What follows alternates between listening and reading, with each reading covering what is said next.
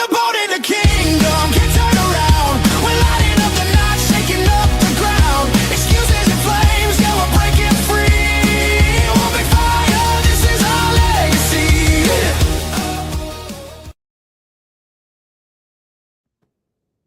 Welcome to the One Big Fire podcast.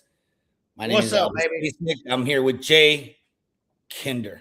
What's up, John Jay? How you doing? How you doing? Man, Very few people know. Huh? Very few people know that you're John J. Kinder. You're not Jay Kinder. Jay Kinder is actually John J. Kinder. John Jacob Jingleheimer Smith. Totally reminded me of that. Depends on who's calling. Yeah, right. What's up, brother? Yeah, up, man? that's how you know, right? When they're like, Yeah. John J. Kinder. Yeah. Then you fucking know you're not taking that call. Yep. Even I love it. the only people that I allow to call me John is my dentist, and it's only because they try so hard to call me by my name just to be personable. I'm like, man, I'm not gonna break it to them that's not what I go by. You just call me John. Everyone else, I know it's a salesperson. Like, dude, I wouldn't even be like John Kinder. Like, I know now, but like, I wouldn't react to that. You know what I mean? Because Right. it's just not your branded name. But Yeah. good branding. By the way, when I was getting into real estate, Jay, I was absolutely not going to be known as Albert Stasek, Right. because I was 25 years old, and that would have made me like feel like I'm 75 years old. Right. Al, it was. But hey, dude, welcome back from vacation. We both were. You too, man. Yeah. How was vacation? Dude, the vacations, it was amazing. So, I don't even know. There was like all these Facebook memories because we go about this time every year and have for as long as Facebook's been around. And so these on this day, 11 years ago, on this day, 10 years ago, like it was, just memories of the same, like I'll take the same picture on the way out. The lake is glass. It's like the same exact photo. It looks exactly the same. It's crazy. But yeah, the whole family was there. All my kids. Grandkids, couple littles, they make things way more interesting. Total, shit show about half the time. But yeah, you know how my parents do it. They do it up. You've been there. It's a good time, man. It's a good time. Got to see, some of what my babysitter when I was in kindergarten, I guess, when I moved to Walters was Cindy Landis. And so the Landises ended up becoming our best friends. Tommy passed away earlier this year, and they got a big house, log cabin out there, and their whole family goes. And Riley, I grew up with Riley and Christy and all them, and so got to hang out with them. Haven't really, we've missed, I guess, over the years. When they go, I'm not going, or whatever the case may be. So got to, it was a good get together. But as you know, and we were talking offline, like, I'm a very task. Maybe it's a really, really good thing. It probably is, but like I'm very task oriented. Like, the shit that I write down is getting done or I'm not going somewhere. Like I've got to get it done. And I make that list every month, and then I whittle it down every week, and then I whittle it down every day, and I add to it. And going into this, I had the opportunity to get that inbox to zero and get those tasks done. And I just, sometimes that's hard to do. And sometimes you have to leave things unfinished. I think that's another thing. You just got to know you're never going to get it all done. So you might as well just be okay with what you're not getting done.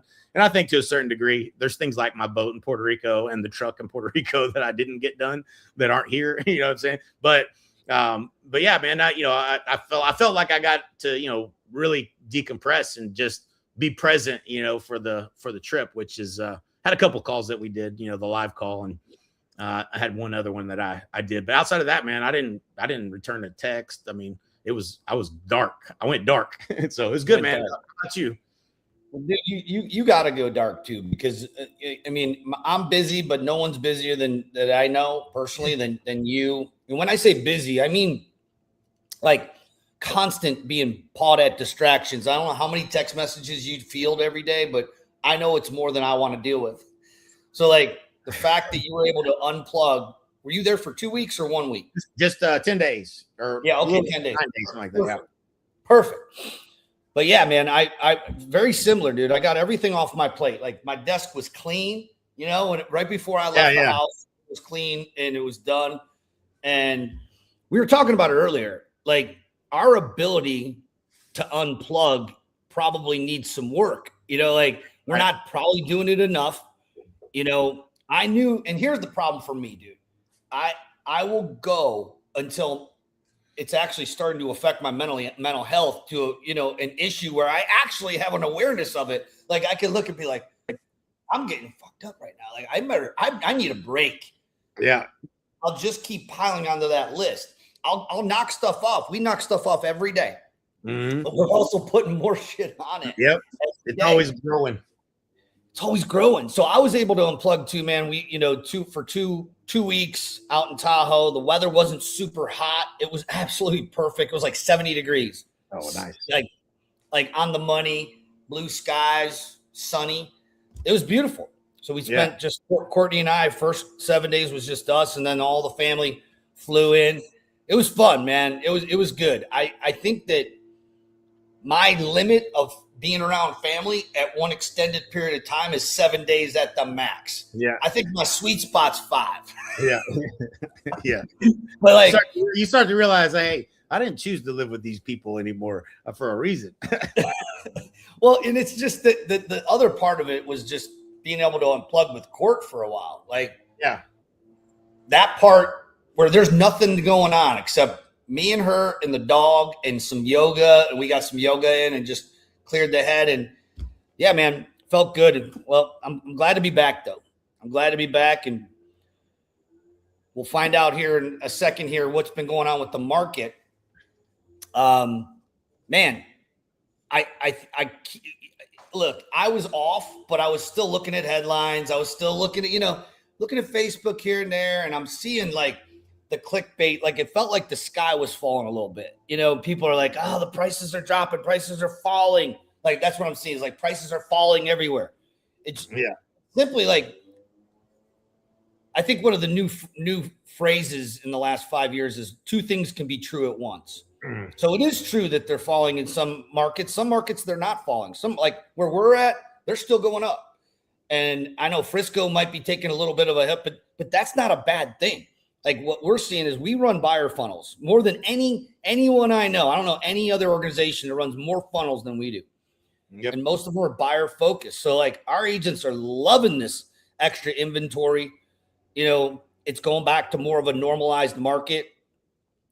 And if you're a listing agent and your listings are just sitting there, it's because you need to have a hard conversation with the seller, which is what we're going to chat a little bit about. We love this topic too, because it's about we read a book years back. If you remember, Jay, I think you referred it to me. It was The Hard Thing About Hard Things.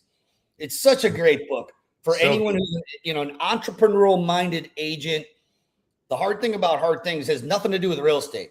It has everything to do with your ability to have a hard conversation. Okay. Because agents out there, if it's an easy conversation, then any agent, any lazy agent can have an easy conversation. Yep. The experts, the good ones, they're having hard conversations and they're still getting 6-7 offers. Allison just sold her house, 9 offers, bro. Crazy. And honestly, she thought she was overpricing it a bit, right? So like, we got to have some hard conversations. Jay, when you were out there slinging it. Yeah. The hard conversations, dude.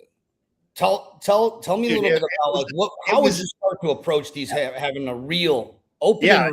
I had there was first of all, to put it in perspective, my whole career was hard conversations. There was never, maybe 03, 04, 05 would be the argument for a seller's market. But the rest of it was average days on the market, 120 days. So, there's in every market, in every price band. And this is right now, if you ask an agent, what's, the lazy agent will say the market is slow. A professional is going to say which segment, what price band, what zip code you talking about? Like, because it's different everywhere right now. And we got, multiple offers like you're talking about in some markets. And in some price bands, there's a super supply of inventory that's starting to pile up.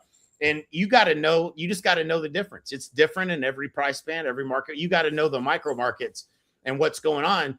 And I was talking to my dad. He was doing a CMA while we were there, which cracks me up.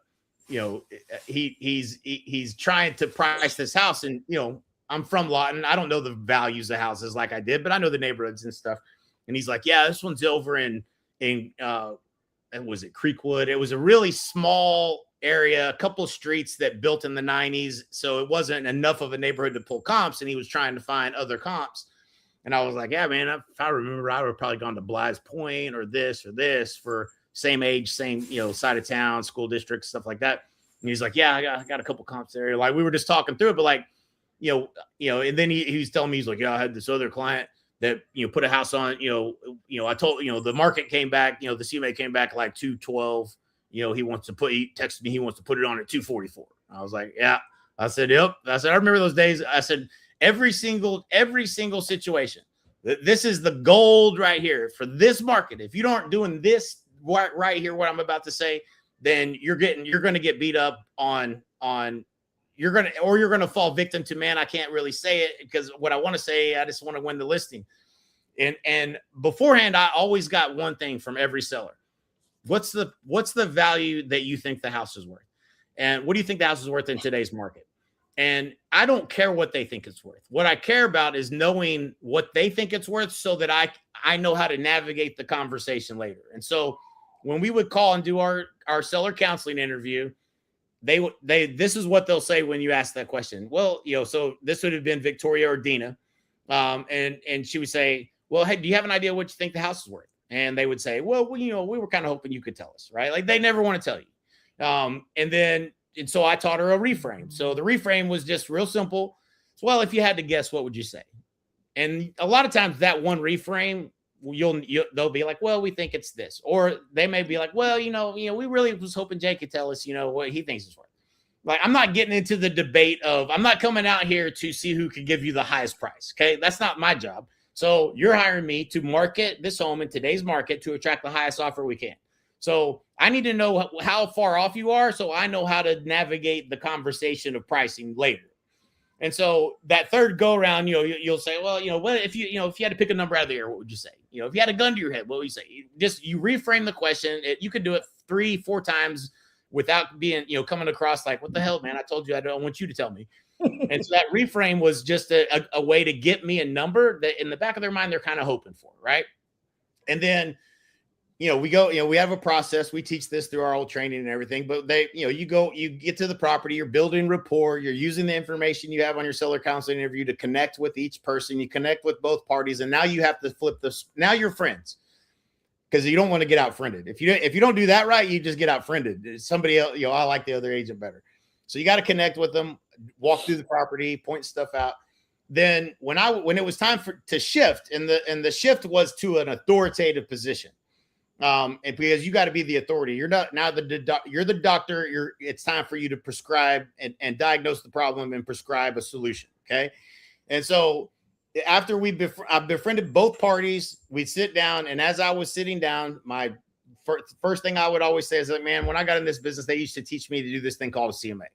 And I said, it's funny because it's a most archaic thing on the planet. Looking backwards in time to see what homes sold for. We don't know if there was cats in the house. We don't know if they were hoarders. We don't know anything about that situation. They were motivated, not motivated, who priced it. But we have to determine that's what your house is worth based on just that historical data. That's the CMA. Some agents still use it. It's the most archaic method for the reason I think you guys are having me here is to price and position this home to attract the highest offer in today's market. Is that right? And they're like, yeah. Didn't that other agent bring us to CMA? All I'm doing is creating doubt on whatever idiot came before me that said some stupid price. I want to create doubt on anybody that didn't have the hard conversation so that I don't have to deal with that later. Then what I would do is as I start getting stuff out, this is the magic, man. Dan Kennedy calls it the magic. It's when you do your work, they see you doing the work, not, some pretty presentation. I'm talking papers and files and all this stuff. But if there's 160 homes on the, let's just use 100 homes. There's 100 homes on the market. And then you say, you guys told me you guys want to be sold by, let's just use 90 days for this example. And it's, so July, August, September, October. So you guys you want it to be sold by, the first week of October. Okay. So is that still the goal? And they say, yeah. And I say, with your permission, I'm going to tell you guys what you need to hear, not what you want to hear. Are you okay with that? And they both, yeah, absolutely. Yeah. Like now we just went from being friends to you gave me approval to tell you what you need to hear, not what you want to hear. I'm not here to be your friend anymore. I'm here to give you the best advice to make sure you get moved by the first week of October. You're good with that, right? So now I got buy-in to tell them what they need to hear. Now, once that's a critical thing to say. Like you taking control, they gave you permission to tell them what they need to hear in order to hit the goal. I tie that back to the date. Like you said, by October, for the first week of October, yeah, we'll be out of here by then. We need to be gone. Whatever it is, and if you can't if they don't have a motivated time frame, you got to find it. Okay, well, when will you be? There's got to be. You got to tie it to a timeline we're trying to accomplish this by, no later than.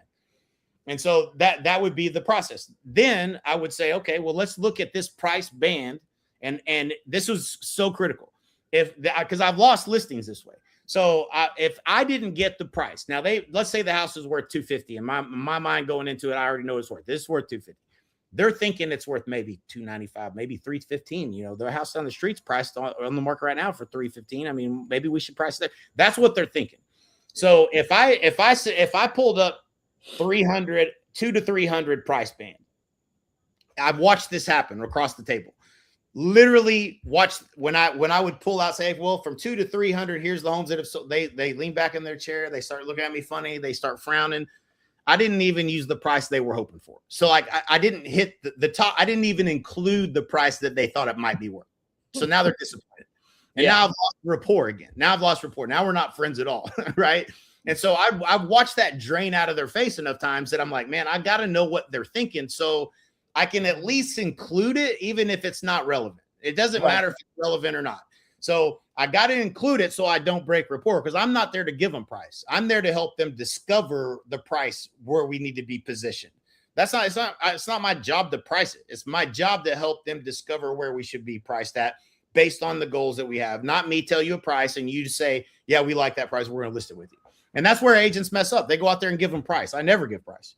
And so at this point, then I'm including this price band that's not even relevant. And we say, okay, well, there's 100 homes on the market and 10 a month are selling. So 30 homes are going to sell by October, and probably 30 more are going to come on the market that aren't on this list. And so based on that, there's going to be 30 homes that sell and 100 homes that don't sell. What do you guys think we need to do to make sure we're one of the 30 that sell and not one of the 100 that don't sell? And shut up. Yep. And that, because you're making them understand the market. They think everything sells. They're hopeful. They would just live on, they're going to make their decision based on hope. Man, that other agent was really nice, and she said this price. Man, that's what it's not. I mean, that's just human nature. So that's the. Now I'm letting them soak in it, right? They're soaking in it, and they're thinking, and they're like, well, yeah, well, I guess we probably better be priced right. I said, that's kind of the conclusion I came to, in order to make sure, again, I don't want you to have to, you told me you don't want to rent the house. You told me you don't want to make payments on 2 places. You told me all this. And so in order to be one of the 30 that sell and not one of the 100 that sell, and now at this point, they're wanting to go down to neighborhood level, right? Like they're like, yeah, tell us what it's worth. Tell us what it's worth. I'm like, we're not going to get down. We're going to hover up here at 10,000 feet, and that's it. I say, okay, so we're on the same page. What I'd like to do now is I'd like to show you our proven repeatable system to sell homes for up to 18% more than the methods of traditional real estate agents. Are you okay with that? Yes. Now, sometimes they would try to backtrack me into price. Like, well, they wanted me to go into a CMA. I'm like, I told you I don't do CMAs. Like, we don't do that here. That's not the process. And so I'm saying, like, we'll get down to price, exact pricing and the comps and stuff here. But first, I want to show you the process that we're going to use to sell it for the most amount of money. I think this is super important. They give me permission. And so there's over 115 variables involved in the home selling process. Some of these variables I'm in control of. Some of them you're in control of. But it's how we manage these variables that's going to determine whether you attract a high offer or you attract a low offer. Do you want to attract a high offer? We want to attract a high offer. High offer. Okay. All right. So then I go through the presentation. Now, based on after the presentation, based on everything we talked about, do you feel like this is the best system to sell your home for the most amount of money? If they say yes, you got the listing. That's it. Now we haven't even talked about price. So, okay, now let's get down to where do we think we need to position the price, position the home in today's market? And then we go down and we look at comps and we get real about it. And so, again, if they, if I said it's worth 250, I wouldn't get the listing. They'd go with somebody else or whatever, or it'd be a fight and it's me versus them. Man, I'm over here on your side of the table. Like, we're best friends, man. What do you think? I mean, I'm looking at the same thing you're looking at. What do you think? It's not about me telling you anything. It's about us discovering, hey, man, only 30 of these are going to sell and 100 aren't.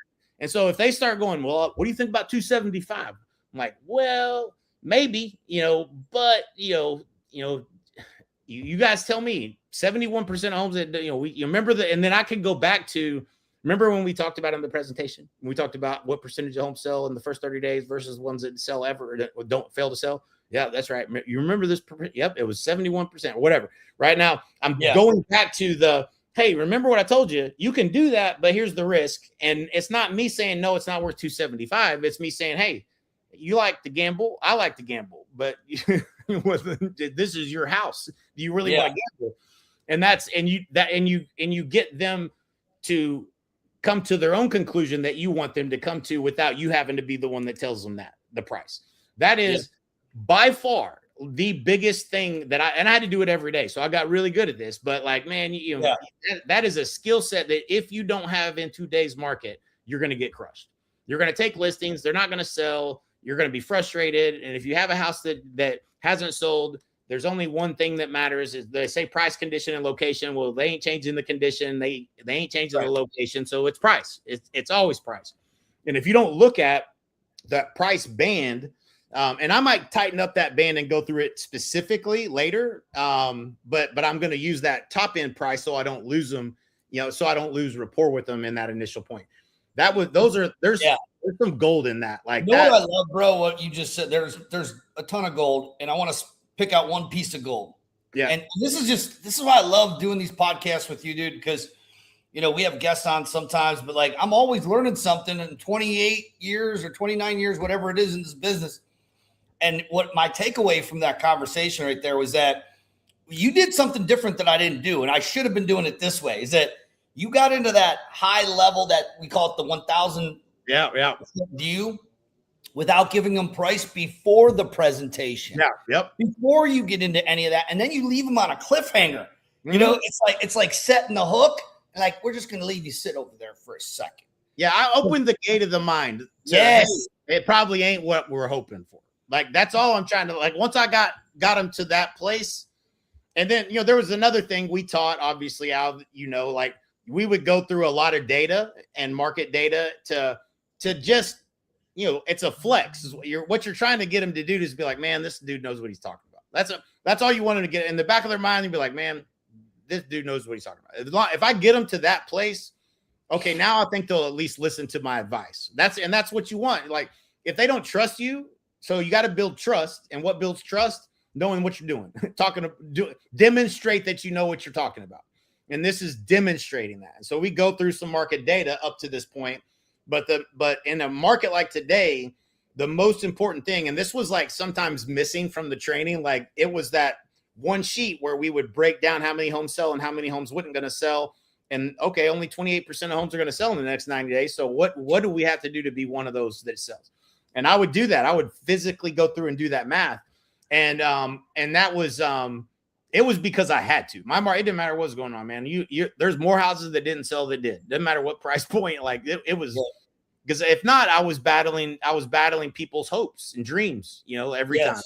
And the only way that, or at least the way that before I learned this, the only way that I knew to, do it was to punch them right in the nose and give them a handkerchief. Well, that's dangerous if you want to win the league, And so I had to figure out a way to get them to my side of thinking so that they would be more open to listening to my advice later. And that was a key thing in the pricing. Speaking of punching them in the nose and giving them a hanky, I don't know if you taught me this or who would teach this, but I would always bring like 2 or 3 sheets of expired listings. It didn't even matter where they're. I mean, obviously from that same city where I was going in the town, but like the whole sheet, like year to date, here's how many homes did not sell. And we all know that that look, if you look at the news media, we even put it in here, like clickbait, fear sells. It's a shame, but it's just reality.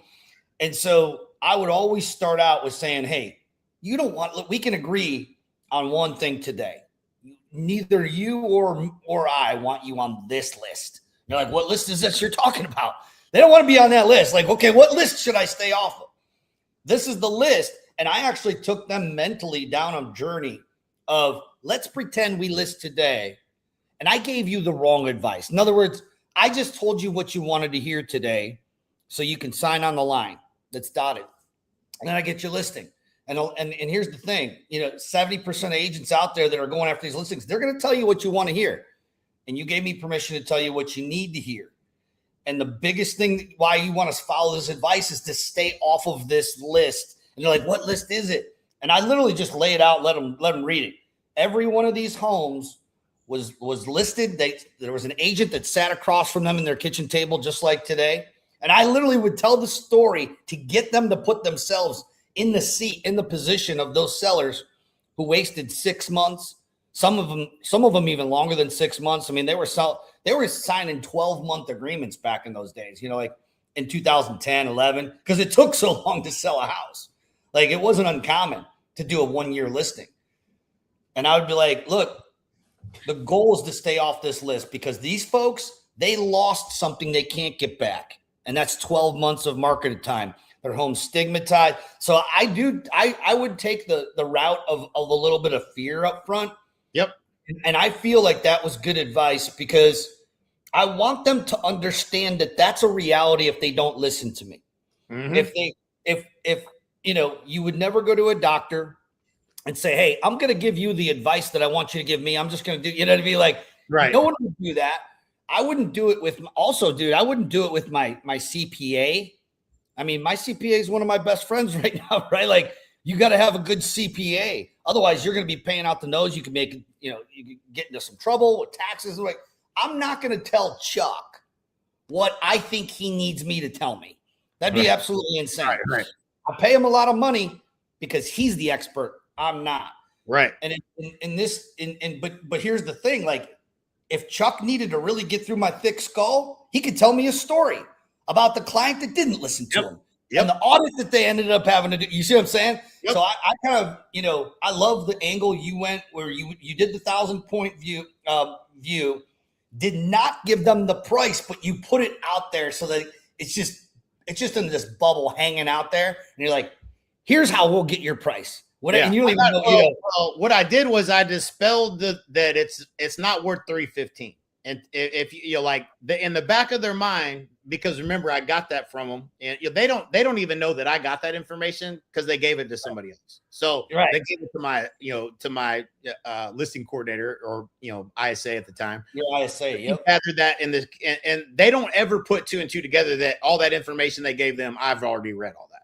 And so so when I'm doing that price point that includes $315, which they're hoping for. And I know that I'm going to have a conversation later that's at 250, 250.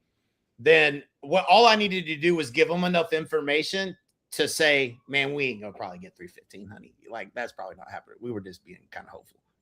But they came to that conclusion based on how many homes will sell, how many homes won't sell. What do you guys think we'll need to do to be one of the 30 that sell and not one of the 100 that don't? Then they look at each other and I dispelled that whole hope strategy they had in their head. And now we left it, but I got you thinking the way I'm thinking, right? Like that's all I'm trying to do is get you on the same page as what I know without having to punch them in the nose with it. Right. And so and to answer one of the questions in there, this is do it on paper, man. Go, if you haven't studied Dan Kennedy, study Dan Kennedy. Like part of the magic is when you do the work. When it all comes out, it's all printed up, pretty digital. Oh, look at this, pretty. When you see someone doing the work, there's some mystery behind it. Man, he's doing the work right here in front of us. Like, watch him go. And Dan Kennedy teaches that. And one of the things that when we went to Dan Kennedy's house, as the foregoing expert on everything, marketing and building a business, Dan Kennedy's like, we're in his basement, right? We paid $35,000 to be there.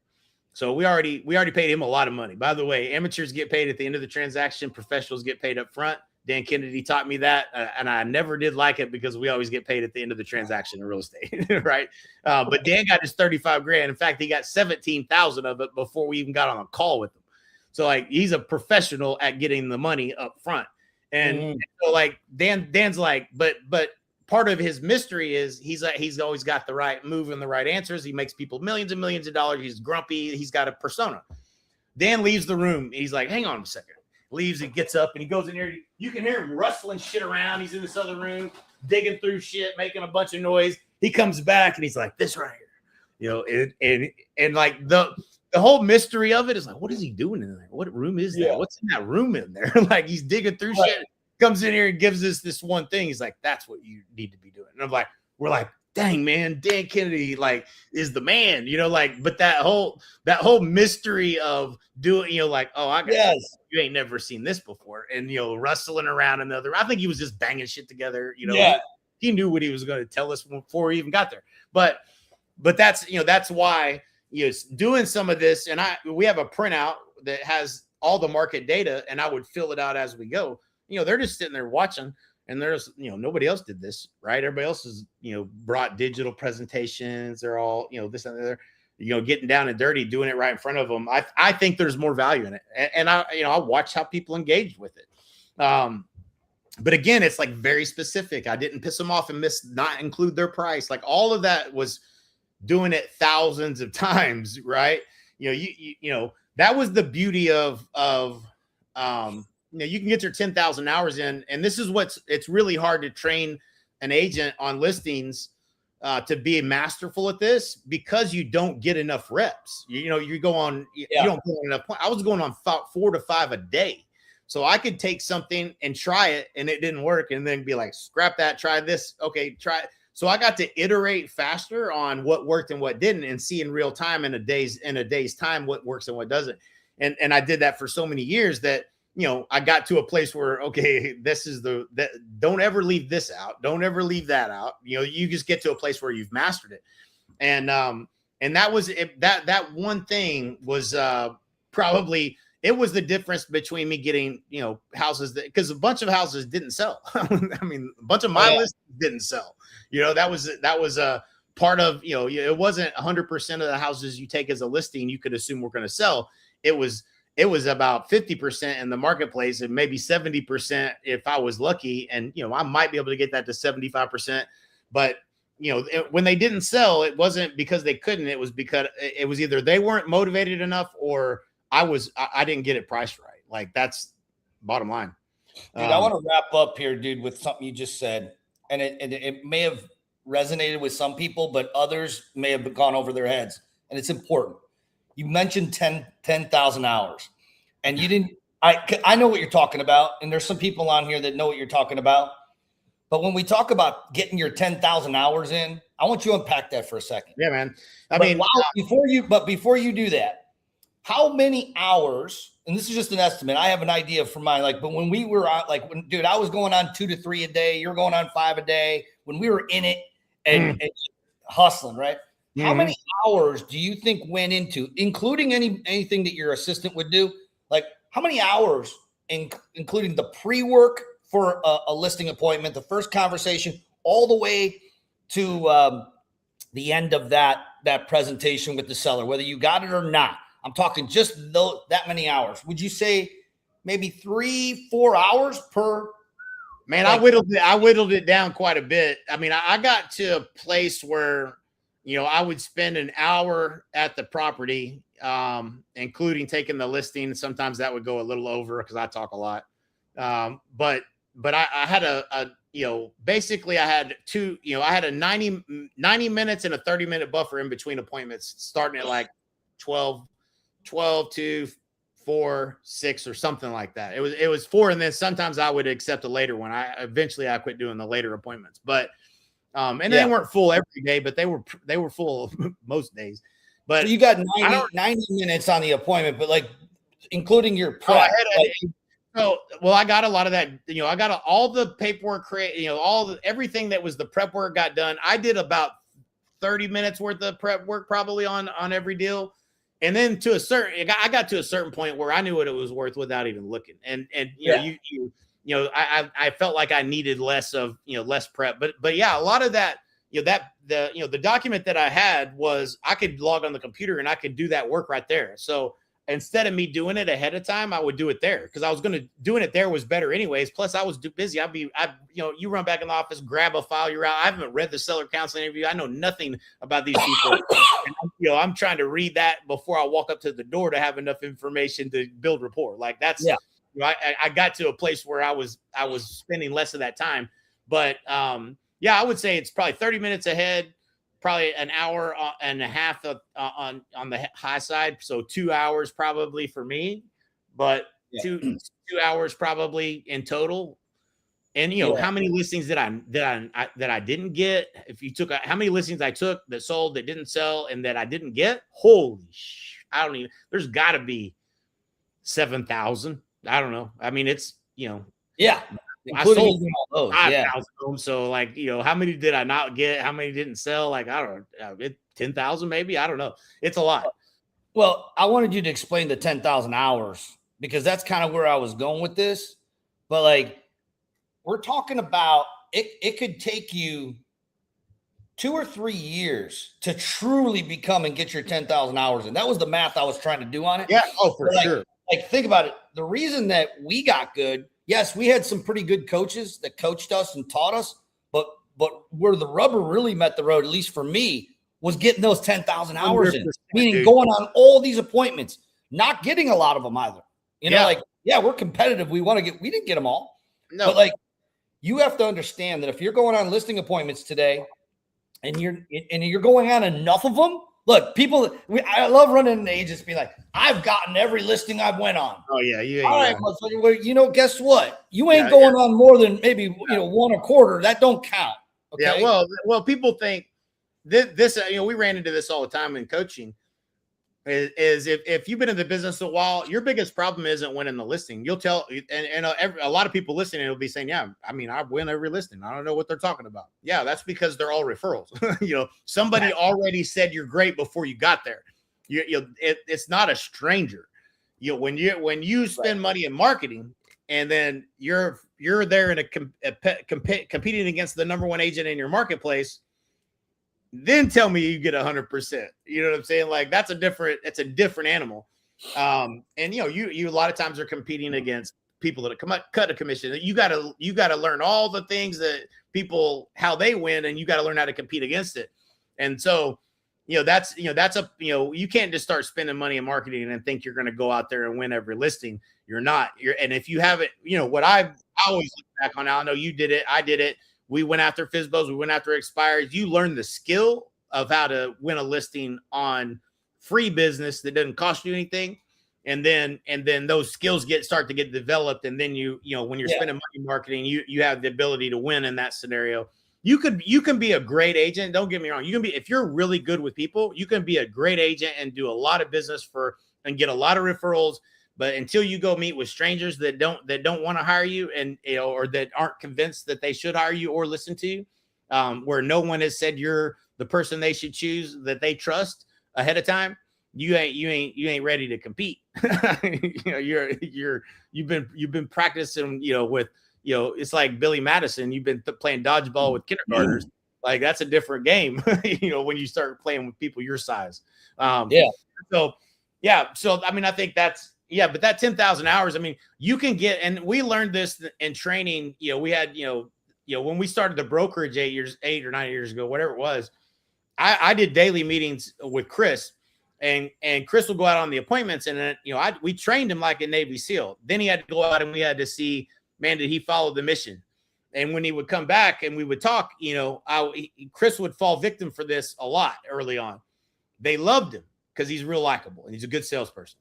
Just really good, good to get easy. I mean, he's going to get in there and win the listing a lot of times just because people like him. And that's what usually does happen if you're good at this business. But he would give him price. And I was like, you ain't never hearing from him again. He's like, oh man, dang it. I didn't mean, like he thought he would get, because it's not like he knew the process forwards and backwards. He wouldn't even know where he got off the process. And I would have to coach him on what happened next. Okay. you gave him price. Like, he's like, oh man. I was like, you walked out the house, you gave him price that you ain't never going to see him again. Dang, man. Like, but that's what would happen is, you, until you've been trained on a process and you go back to, all right, did I follow that process? I would say after about 25 appointments for him, 25 to 30, he got really, really good. Not 10,000 hours good, but really, really good. And at about 10 or 15 of those reps, he got, and again, this is that whole book, The First 20 Hours, right? You can become good at something in 20 hours. You can learn how to play a guitar. You can learn, you could be good at something if you put 20 hours work into it. And so he became good, and then he became really good, but 10,000 hours is different. You've seen every scenario and every possible way you could lose, and you've experienced those in real time, and you can count how many times you messed up that every time if I don't build rapport, I lost. Yeah. I got outfriended again. You can't skip that step, man. It has to be in there. Like all of those things. But yeah, man, that's it makes it hard to it makes it hard to become a dominant listing agent.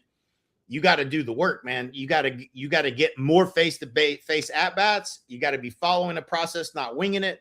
And then you can go, you'll feel unstoppable. But I think you got to at least get 15 or 20 reps following a proven process before you're. I think you have to get 15 to 20 a month. Yeah. For like 3 years. When you talk about 10,000 hours, Jay, you're talking about 10,000, not hours. Like, I'm starting here. It's July 1st. And I'm going to go to the next July for not that many hours. We're talking about hours in the business, actually doing the work in front of a seller, the prep work before it, those hours. Yep. When those start to compound, look, man, you want an easy way. You want to become an expert? Go on 10 listing appointments a week for 4 years. Yep. Okay. Just forget about the result. Just go on 10 listing appointments a week for 4 straight years. You're going to be so good you can do it in your sleep. Yep. I mean, I haven't even gone through this process, not even for teaching it. And I mean, teaching it maybe 5 years, gone on a listing, not since 2011, 2010.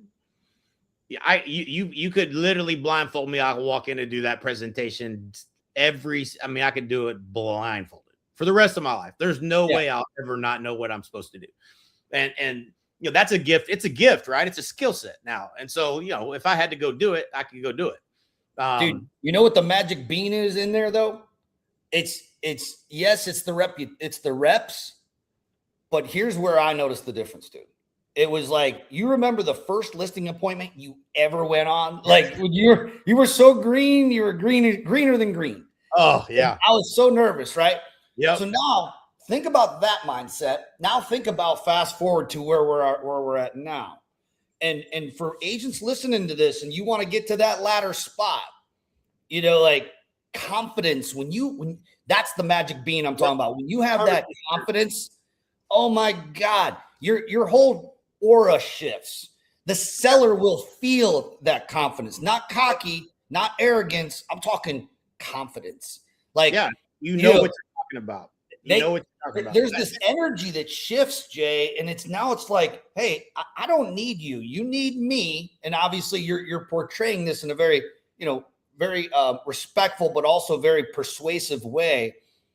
And understanding, like, I'm the professional. You need me, and I'm here to help you. When you're able to convey it has to be engineered. I'll tell you what I think it is in the beginning. Enthusiasm. If you're just enthusiastic, good market or bad, and you're just enthusiastic, people would list. I call it because I did autopsies on everyone. I don't know why I did. I mean, I guess it's just who I am. Like, I want to know. I won. Why'd you fucking hire me? I lost. Why'd you not hire me? Like, I wanted to know. And I remember one of the first times, it was the first time I ever beat Pam Marion, #1 agent, top 10 in the world for Remax. Fucking never could beat her. She always outsold me. And the first time I got a listing that she didn't, and I called them and asked them, and they're like, man, we just felt like you were more positive and more enthusiastic about the home. And I was like, wow, okay. Well, I'd never heard that before. And so I was just happy to be on an appointment in MacArthur Park East. Like, that was a big listing for me. And so, Okay. right. But then it was enthusiasm, but then it does become your confidence and knowing what you're doing. And it's establishing when you actually know what you're doing, you know, the reason you lack the confidence is because you don't really know what you're doing. And until you become a student of the market and a student of the data and know what you're talking about. And there's times where, man, I got cocky with this one house in Bly's Point and I listed it at 1099. I'll never forget this. Probably should have been 1029. And I was like, man, I think your house is going to sell for this. Like, and she got an offer. I told her not to take it. The house never fucking sold. And it was my fault. Yeah. And I was like, damn, man, I was wrong. You know, I was wrong. And it cost me not just the commission. I mean, I didn't know what the fuck I was talking about. And that was that stung that I should have been harder on her and said, man, you know, your first offer is always your best. You're probably not going to get another one better. You probably need to take this at 104. And she didn't. And then she never sold. And, you know, she blamed me, obviously, and it was my fault. But, you know, that's because I told her, don't take this. We'll sell it. We'll sell it.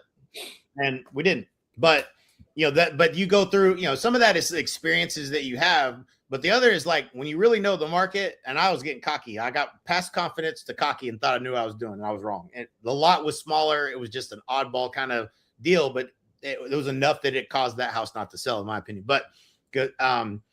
Yeah, so you know, you gotta do the, you know, I knew the market. Like that's what I didn't know a lot, but I knew how many homes were on the market. I knew how many would sell. I knew how many wouldn't sell. I looked at pending ratios. I knew if the market was going up or down, and that gave. And I had to be able to construe my knowledge of the market was critical to them getting their goal, and they had to see that I knew what I was talking about, so they would listen to what I tell them to do, because most sellers are going to be hopeful and try to hope for whatever, you know, that, you know, and there's always some dumb agent coming in there right behind you or right ahead of you that's going to tell them what they want to hear and not what they need to hear.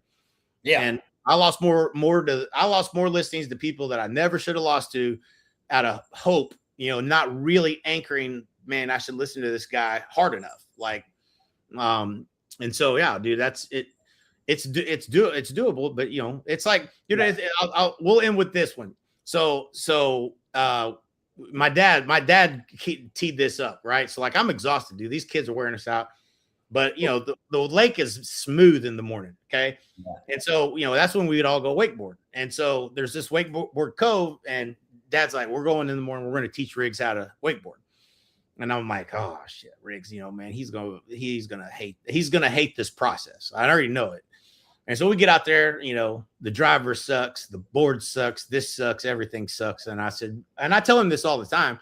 You can't say it enough to kids, I don't think, but it's like, listen, man, everything you fucking ever do in your life is going to suck at first. You're going to suck at it, and that's just going to be the way it is. It don't ever start off being good. So just know, once you get up, you're going to love it. And so you got to embrace the suck.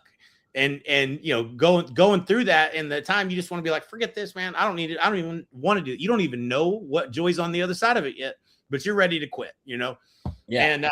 And so you got to talk them through it, you know? And it's like, dude, just embrace this stuff, dude. This is the process. Everything in your life, bro. You couldn't even walk. You crawled everywhere. You ain't crawling around today. You learned how to walk.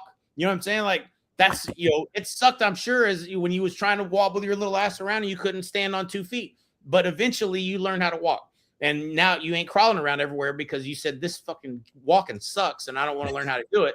You know what I'm saying? Like that. But yeah. I have to remind Riggs of this all the time. Like, whatever you're doing at first, you're going to suck. And you're going to have to go embrace it. Give it a hug, man. The struggle is the way. And you know, that's part of, you know, you got to get enough reps, get through the struggle. You're going to lose, you know, and you're going to hate it. But when you get good, man, you're like, man, now I'm actually helping people. I know what I'm doing. I know I can do this. I know you should listen to me. And you got to get to that place. But it is through reps. It's through reps and you gaining that confidence through the reps. So did he get up? He did not. So he did not. We put him on a knee board, and he, you know, I think we gave up on it, actually, to be fair. And so actually, that's not true. Actually, what happened was Carson, we gave him a break. Carson couldn't get up. Now they're all talking shit to me and saying, you can't do it. You can't do it. You're telling, I said, watch your old man get out here and I'm going to show y'all's ass. So I got out there, got up on the first time. Wakeboarding, you got it. It's a weird kind of twisting of the hips you got to do to get up, and it's not like snowboarding and all that. And, by the way, Riggs hated snowboarding. I chased him down the mountain, cussing the whole time, And then then he learned how to do it, and he leaves me on there. I had to walk down the mountain. This was in Tahoe, and he learned how to do it. And he's like, "Man, this is the best ever. We got to do snowboarding every year." I'm like, "Yeah, man, that's not what you were saying about 45 minutes ago." You know, but it was the same thing. So Riggs took a break. Carson couldn't get up. I showed up, showed him how to do it. That's it. And then they shut up. Then Riggs, it was time for breakfast. We were meeting for breakfast because it was Thursday and I had to do the call. So we were on limited time. And we put him on a knee board and he was like, "I don't want to do it." And I watched him. He was like, he's at the edge of the boat and we were trying to tell him how to pull himself up and put the straps on. He's like, "I don't even know if I want to." And he started to turn around. And I just threw him in the water. I said, "Just do it. Just try. It's way easier than wakeboarding. Just do it." So he goes out there, gets up. He's having a great time spinning around. It's a lot easier on a kneeboarder. So he's having fun or whatever. He's like, "Oh, I really like kneeboarding." I said, "You'd like wakeboarding too." I said, "You just got to get you some more reps." So he didn't that day, but he's still got some work to do on the wakeboarding. But yeah, you just got to embrace the suck, man. Like, yeah. Well, I don't care if it's wakeboarding, snowboarding, golfing, tennis, pickleball, or real estate. You can't be an expert without actually doing the reps and being an expert. So get out there and get the reps, everybody. Appreciate you being with us today. Jay, thank you, bro. Appreciate you. Appreciate you, man. Have a great week, everybody. Welcome back. Right. Let's kill it.